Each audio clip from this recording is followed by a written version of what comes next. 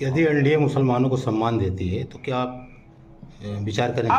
आप हिस्सेदारी की बात करें, सम्मान तो एक अलग चीज है। अगर हिस्सेदारी देती है भाजपा, हिस्सेदारी देती है तो बिल्कुल हम लोग जाएंगे, एनडीए के साथ जाएंगे, बिल्कुल जाएंगे। मुस्लिम समाज एनडीए के साथ जाएगा। किसी पार्टी की तरफ से बातचीत आपको ऑफर हुआ, बीजेपी की तरफ से या इंडिया की तरफ से?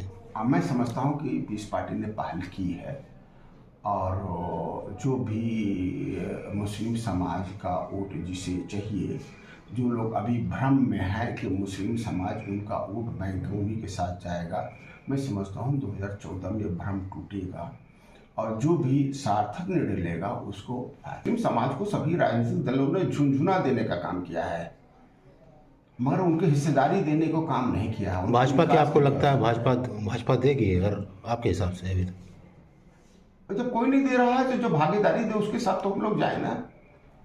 कोई अभी देने को तैयार नहीं है, तो जो भी हिस्सेदारी देने को तैयार है, जो हमारी समस्याओं का समाधान करने को तैयार है, यही तो निर्णय होगी, यही तो बातचीत होगी ना। अभी तो बातचीत हो, तय हो, एक मेज पर हम लोग बैठे, फिर निर्णय लिया। कुछ बात हुई आपसे? जब बात होगी तो बिल्कुल हम लोग बात करेंगे। क्या मुस्लिम समाज अगर मतलब आप पीस पार्टी जाती है भाजपा के साथ, तो क्या सम्मान बचा पाएगी मुस्लिम समाज? किससे संबंध बचाना है? मतलब सम्मान मुस्लिम लोगों का बचेगा? क्योंकि भाजपा हिंदूवादी पार्टी मानी जाती है आरएसएस की। कौन हिंदूवादी पार्टी नहीं है?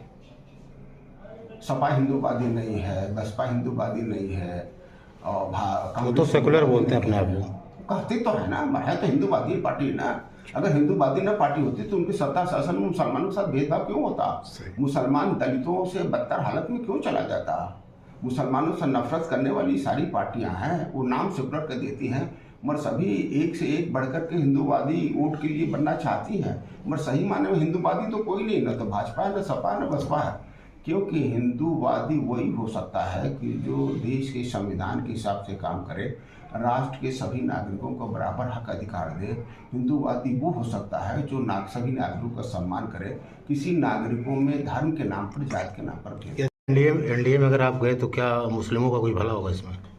भाई हम जो सत्तासीन पार्टियां हैं उसे हम दुश्मन क्यों बना के रखें ना? हम दुश्मन रखने में हमें कोई फायदा क्या है ना? अगर अपने पॉलिसी को पीस पार्टी जो संविधान है उसके अनुरूप सभी नागरिकों को बराबर सम्मान और अधिकार के साथ विकास का अवसर अगर एनडीए देती है तो उसमें नुकसान क्या है? तो अल्पसंख्यक आपके साथ रहेगा अगर आप?